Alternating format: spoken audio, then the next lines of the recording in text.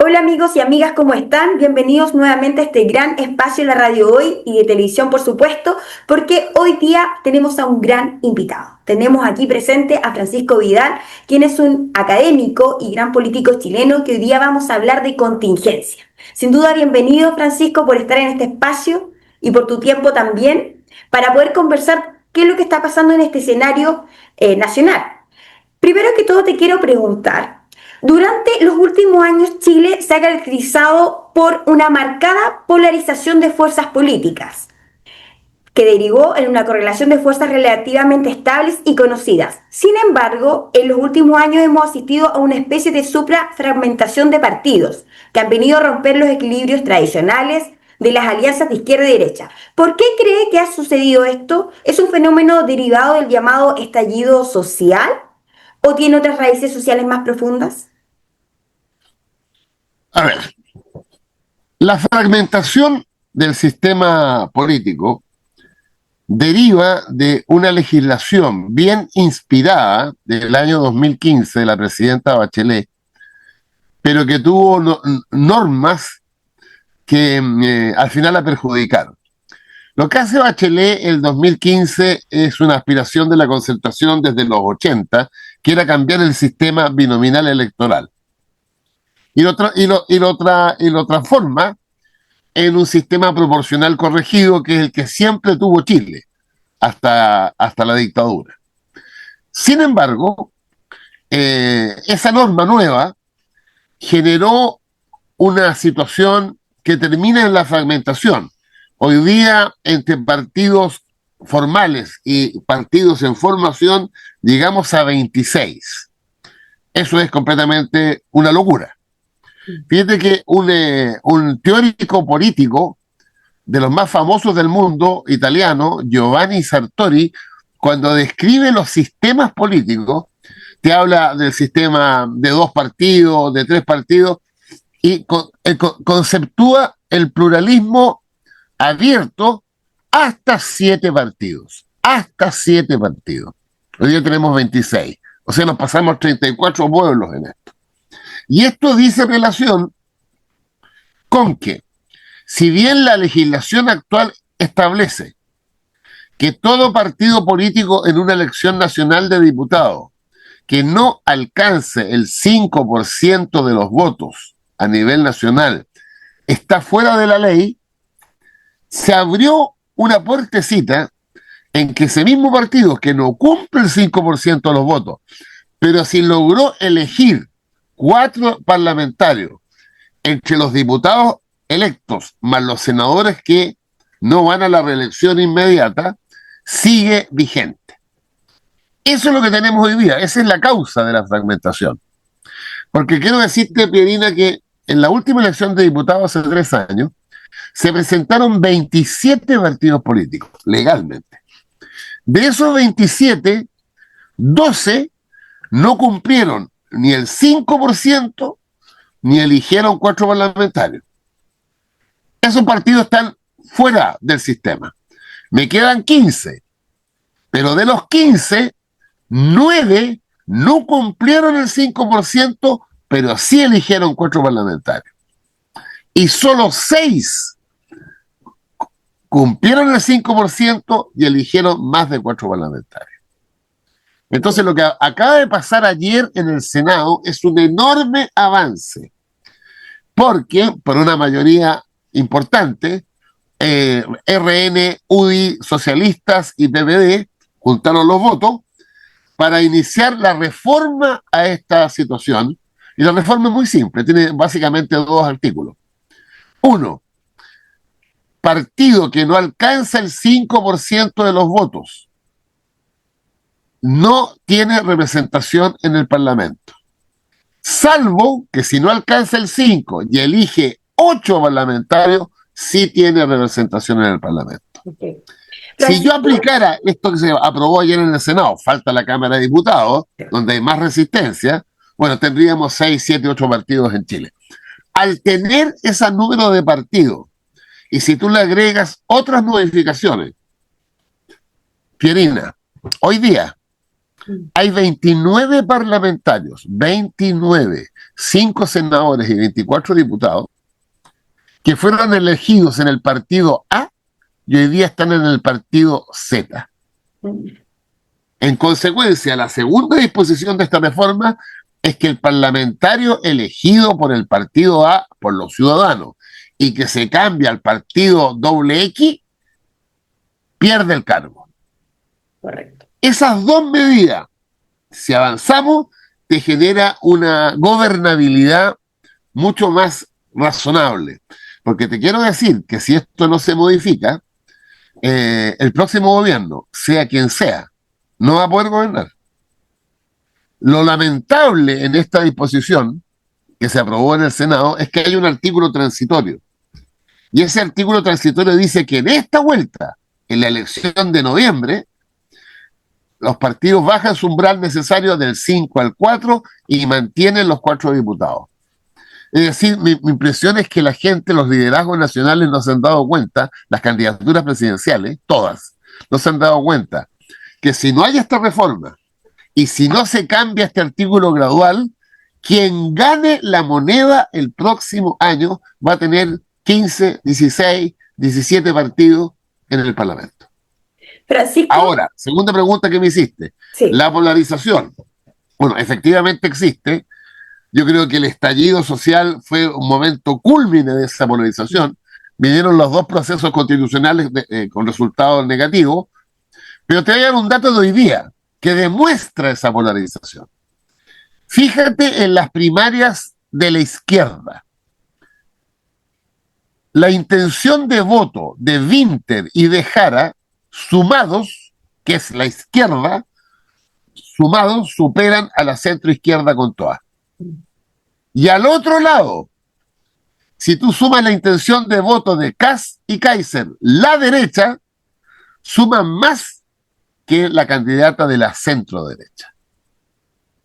Esa es la mejor expresión de que en ambos bloques las fuerzas más identitarias, más relativamente radicales, están por sobre en la intención de voto de las fuerzas en ambos bloques más de centro, más moderadas. Francisco, ¿y cree que esta compleja fragmentación podría impulsar el triunfo sorpresivo de un candidato de la derecha no tradicional, así como en 2021 ganó un representante de la izquierda progresista alternativa? Bueno, hoy día lo que tenemos es que si Kaiser se baja para apoyar a Kast, el que pasa a segunda vuelta es Kast. Clarísimo. Ahí están los números. En el otro caso, como establecimos una primaria, la primaria es vinculante, es legalmente vinculante. En consecuencia, si gana Toa, va a tener por obligación, más allá de la voluntad, el respaldo de Jara, Winter y Mulet. Pero la radicalización en la derecha está, depende de Kaiser. Ahora, Kaiser insiste en que va a seguir, tiene todo el derecho, obviamente, pero Kaiser ve los mismos números que ven los ciudadanos. Y Kast también los ve, porque lo que pasó el último fin de semana es nuevo. Kast superó a Matei y Jara superó a Toa. Ahora, en estricto rigor es un empate técnico, pero cuando tú ves el proceso, cuando un candidato que siempre fue segundo llega al primer lugar, ya es una señal de que él va avanzando. Y en el caso de Jara pasa lo mismo. Por eso en los comandos de Matei y en los comandos de Toa hay una enorme preocupación porque sus rivales que venían bastante más abajo los alcanzaron. Tras ese antecedente, si bien lo que pasó el fin de semana pasado, ¿eso realmente es un factor muy relevante para que pueda ganar Kast? Lo que pasa que, a diferencia de la primaria que se termina en 3 semanas más, la campaña presidencial de la derecha está empezando. Saca la cuenta que las candidaturas se inscriben el 16 de agosto. O sea, en el caso de la derecha, que a su vez tiene 4 candidatos, Matei, Kast, Kaiser y la diputada Francesca Muñoz, que es del Partido Social Cristiano. La posibilidad de que alguno de ellos se baje a favor del otro todavía tiene un tiempo, 16 de agosto, nos quedan 3 meses. En el caso de la izquierda, no. Esto se define en 3 semanas más. Al haber ido a primarias legales, la primera legal tiene todo un procedimiento, tiene una calendarización, se vota el 29 de junio y la noche de ese día y al día siguiente ya los 4 partidos, los bloques de la izquierda y centro izquierda, tienen un candidato presidencial único para primera vuelta. Si bien, como está pasando todo este escenario hostil, ¿sería un escenario de triunfo para un candidato como José Antonio Kast, por ejemplo, ante esta situación que está pasando, como para el país?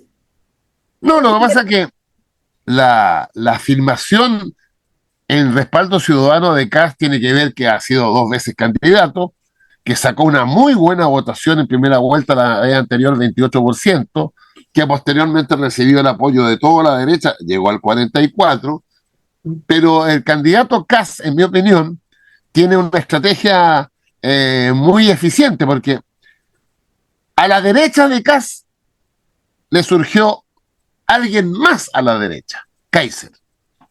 Y el problema que tenía acá frente al ciudadano común y corriente que se le veía muy puntúo, por así decir. Pero como tiene a su derecha a alguien aún más puntudo, en consecuencia lo hace ver más moderado. Y esa moderación, o sea, Kass está hoy día entre Matei y Kaiser. Y además, tanto Kaiser como Kass lograron una sintonía con el mundo popular y las clases medias en el sentido de colocar el eje en la seguridad ciudadana. Entonces, eso es lo que hace que la derecha más radical, si tú quieres, Kass y Kaiser, sumados, superen a la centro derecha de Evelyn Matei. O Perfecto. sea, el tema de la inseguridad ciudadana claramente es el principal. Mira, no tiene por qué saberlo toda la gente, pero hay que estar informado. El hecho de que en Chile, consultados los chilenos en encuestas, ¿cuál es el presidente de la región que valora más? Es Bukele. Ahora, más allá de la evaluación que uno puede hacer de Bukele, pero ¿qué te está reflejando eso? Que en el sentido común ciudadano, el tema de la seguridad o de la inseguridad es un tema relevante y en consecuencia, gente del mundo popular que tradicionalmente vota por la izquierda empieza a mirar a quién le ofrece, más allá de si eso es viable o no, que a quién le ofrece seguridad. Claro. Ahí está el punto, ahí está la clave. Pero si hay un cambio, digamos, entre la popularidad o las personas que votan, ¿cierto? ¿Por qué estarían pensando que se van a cambiar su voto si han sido consecuentes toda la vida, a pesar de que está esta inseguridad, digamos, ciudadana? Porque los índices han aumentado, o sea, lo vemos siempre, los asaltos, los robos han ascendido.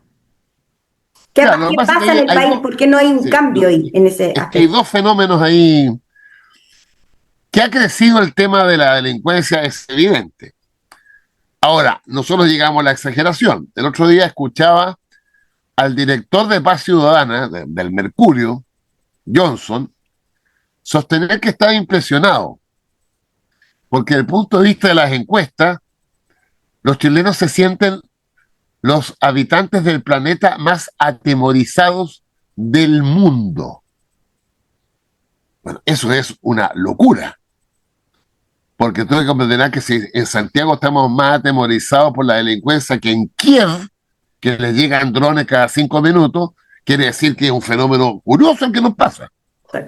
Y tiene que ver, en mi opinión, con otro dato, y es que la crónica mediática hace de el asalto, el portonazo, etcétera, un modelo de captación de audiencia. Fíjate que el otro día el Consejo Nacional de Televisión hizo una encuesta, más bien hizo un estudio. Fíjate que los matinales, la principal noticia de los matinales, de los 4 matinales grandes, 7, 9, 11, 13, es la delincuencia. 40%. El 40% de todo lo que se muestra en matinales es delincuencia. Ahora, eso no es porque sean unos carajos los tipos, no, es porque el morbo es parte de la naturaleza humana. Entonces, si tú ves un asalto en vivo y en directo con las cámaras, y ese asalto lo repetimos 34 veces, obviamente que la gente vive con más temor. No solo porque la delincuencia ha aumentado objetivamente, sino que subjetivamente además tú vas instalando el temor. Eso es lo que, sí, mira, esto ha pasado siempre. En Chile, desde que hay encuestas de esta materia del 2003, con la encuesta nacional de seguridad ciudadana, siempre ha habido un divorcio entre el hecho delictual y la percepción sobre la delincuencia. La última creo que fue 36% el hecho delictual. Se preguntan por 5 delitos de alta connotación social. La pregunta es, ¿usted, señora, o su familia, le ha ocurrido alguno de estos 5 delitos? La respuesta fue como 36%, altísimo. Pero la pregunta siguiente es, ¿y usted cree que está más insegura o más segura? 91% insegura. ¿Qué es lo que media entre el 36% y el 91%? Los medios, obvio. Pero no es de ahora, es de siempre. Sí, Francisco, si bien usted ha sido un activo colaborador de gobiernos encabezados por el socialismo democrático, ¿Sí? ¿cree que en Chile de hoy este sector tiene posibilidad de ser una vez más gobierno o esa posibilidad se fumó después de la negativa de Michelle Bachelet al ser candidata en estas elecciones? No, obviamente que tiene opciones.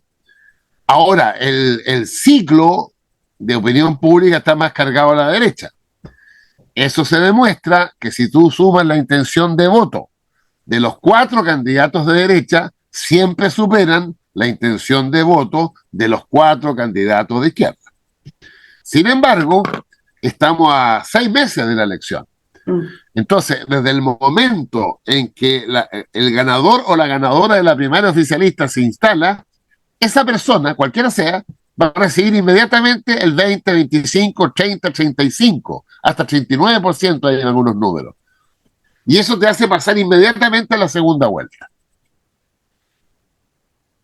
Ahora, esa segunda vuelta es muy importante lo que pasa en la derecha y lo que pasa en la izquierda. En mi opinión, la más competitiva para enfrentar a la derecha en noviembre, diciembre, es Toa. Pero depende mucho también quién es el otro.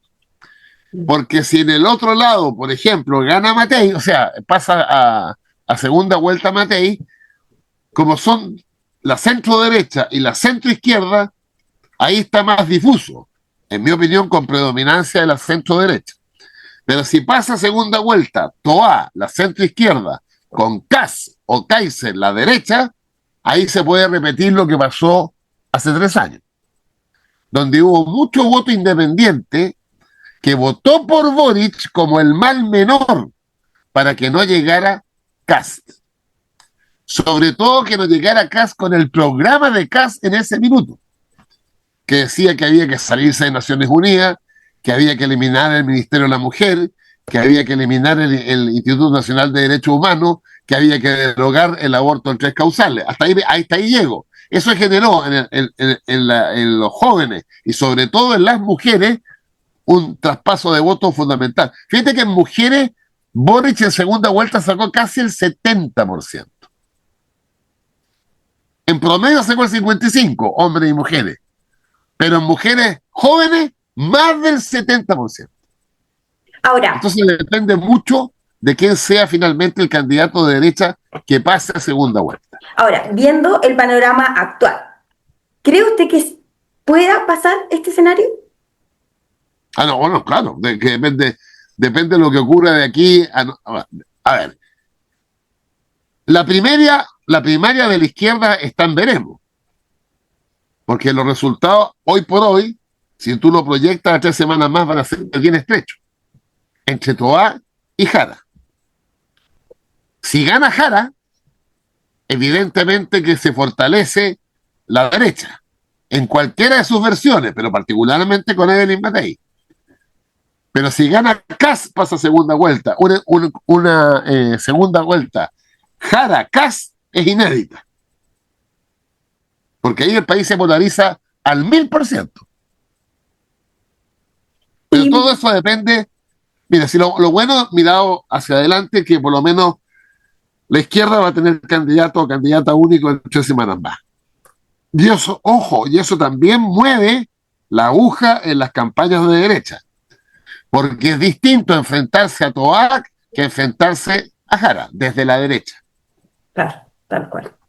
Ahora, ¿usted qué cosas ve en Jara y en Toa? Que digamos principalmente, lo positivo y lo negativo, así haciendo una escala. Los Jara tienen una empatía natural, pues, es lo más parecido a la Michelle Bachelet. ¿Estamos? Y además tiene en su gestión cosas súper concretas para los ciudadanos. Las 40 horas, el salario mínimo. Esas dos cosas son muy importantes para la gente común y corriente. De hecho, el salario mínimo lo reciben en Chile casi 1 millón de personas. Y tiene obviamente un partido que saca el 6, el 7% de los votos, pero claramente es el más estructurado en Chile, lejos, ¿estamos? Y en consecuencia, hay que recordar, Pierina, que Jadwe, cuando fue a la primaria con Boric, Jadwe sacó 700.000 votos. La gente se olvida que en la elección del Consejo Constitucional número 2, en la región metropolitana, la primera mayoría nacional fue el profesor Silva. Pero nadie se acuerda que la segunda mayoría nacional fue una militante del Partido Comunista, que fue consejera constitucional, Katy Araya, que sacó 400.000 votos en la región metropolitana. Entonces tiene, por una parte, un partido estructurado en Chile, tiene su paso por el gobierno con resultados exitosos que la gente en la feria te lo entiende al tiro. ¿Eh? Ahora, el gran plus, pero es su militancia comunista, en un país donde el anticomunismo está en cada esquina. En el caso de Toá, que en mi opinión tiene una gran fortaleza, que es, mira, tiene una experiencia, fue vicepresidente de la FECH, subsecretario general de gobierno, ministra secretaria general de gobierno, ministra del Interior, diputada y presidenta de partido. Bueno, ningún candidato tiene esa experiencia, ninguno. En consecuencia, y segundo, es una persona claramente de centro izquierda, está por los derechos sociales logrados de forma gradual, y además, en mi opinión, y esto es bien subjetivo porque la conozco harto, yo creo que tiene, por definición, una inteligencia por sobre el promedio, claramente, una capacidad por sobre el promedio.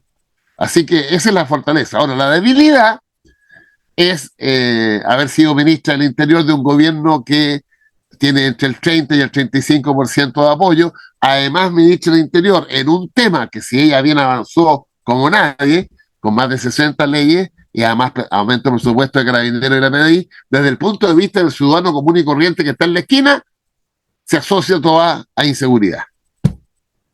Obvio. Es lo más lógico. Francisco, ya estamos terminando esta entrevista, pero Ya. para cerrar, me gustaría preguntarle, y más allá de sus deseos, aspiraciones o de aspiraciones en sí, ¿cierto? En términos de la política, ¿piensa que el actual oficialismo podrá mantenerse en el poder o es casi seguro un triunfo de la actual oposición? ¿Qué cree usted? ¿Cuál es este panorama, este escenario, según lo que usted No, ve? la foto de hoy día, de hoy, es que si la oposición se une, cosa que es bien difícil además, gana. Pero, a ver, mira, si es la vida, es la naturaleza humana. Los dirigentes de derecha saben que el, el, la ola se inclinó hacia ese lado, además un fenómeno mundial. Entonces se desatan las pasiones por quién es el que hegemoniza esa ola. Y finalmente, cuando los republicanos insistentemente, no ahora, de hace meses, te dicen, nosotros somos otro proyecto distinto a Chile Vamos, están buscando la identidad y a su vez Kaiser hace lo mismo. Y a su vez la candidata social cristiana hace lo mismo. Entonces, yo creo que va a ser muy importante para la elección presidencial quien gane la primaria de la izquierda y quien pase a segunda vuelta en la derecha. Eso va a definir o va a ayudar a definir el resultado. ¿Y usted, por ejemplo, cree quién podría ganar así?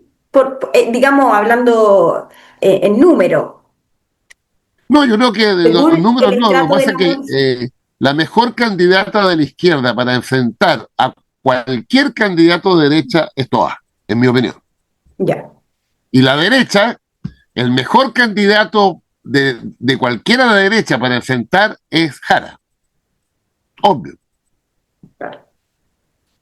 Para cerrar, Francisco, hemos estado conversando con usted, ¿cierto? Para las personas que van llegando a la audiencia, Francisco Vidal, académico, político chileno, y por supuesto acá Pirine Méndez, periodista, que lo ha podido entrevistar para la radio hoy. ¿Alguna reflexión con lo que está pasando en nuestro país? ¿Tenemos a palabras de optimismo dentro de esto, Ah, esperanza, mira, a yo un creo cambio? que el país no está en el suelo. Tenemos enormes problemas. Leí el otro día una columna de Mario Marcel en el Mercurio el sábado. El país crece poco, sí, 2,2, 2,3 este año, pero el crecimiento mundial es 2,9, para que tenga una dimensión. Decía Marcel que este gobierno en 3 años tiene un alto desempleo, sí, 8,8, pero ha creado 623.000 empleos. Entonces, yo te diría que, en mi opinión, eh, una cosa fundamental que mejoraría la política, que está en los últimos escalones del desprestigio ciudadano y con razón, es la reforma del sistema político. Porque si tú tienes un sistema político más reducido en la expresión ciudadana, que le dé respuesta a los ciudadanos a través de los programas, de las propuestas, porque ¿cuál es la distancia del ciudadano común y corriente con la política? Que sus temas no son resueltos, o no son explicados por qué no se resuelven, o porque hay como 3 discursos simultáneos. Voy a poner un ejemplo. La derecha todos los días le exige al gobierno más seguridad. Pero la misma derecha que le exige al gobierno más seguridad rechazó la reforma tributaria. Y esa reforma tributaria establecía 1.000 millones de dólares para seguridad. Y eso pasa en violita. Entonces, claro, yo te diría que la clave, no, porque muchas de las cosas que se entrampan en el Parlamento se entrampan porque no hay disciplina parlamentaria. Porque cuando tú tienes a 29 parlamentarios que fueron elegidos por los ciudadanos en la plantilla A y sin ningún problema se te cambian para la plantilla Z, es imposible. Esto le pasó a Boric hoy día, a Peñera 2, a Bachelet 2 también. O sea, cuando el Parlamento es ingobernable, como las soluciones a los ciudadanos en general pasan por leyes, si el lugar donde se hacen las leyes que resuelven los problemas de los ciudadanos es ingobernable, es impredecible, bueno, ahí está el resultado. Perfecto. Bueno, Francisco, muchas gracias por este espacio y a ver si seguimos conversando también de este gran tema que es la política chilena y sé que también le apasiona y nos ha dado también algún escáner de lo que está pasando.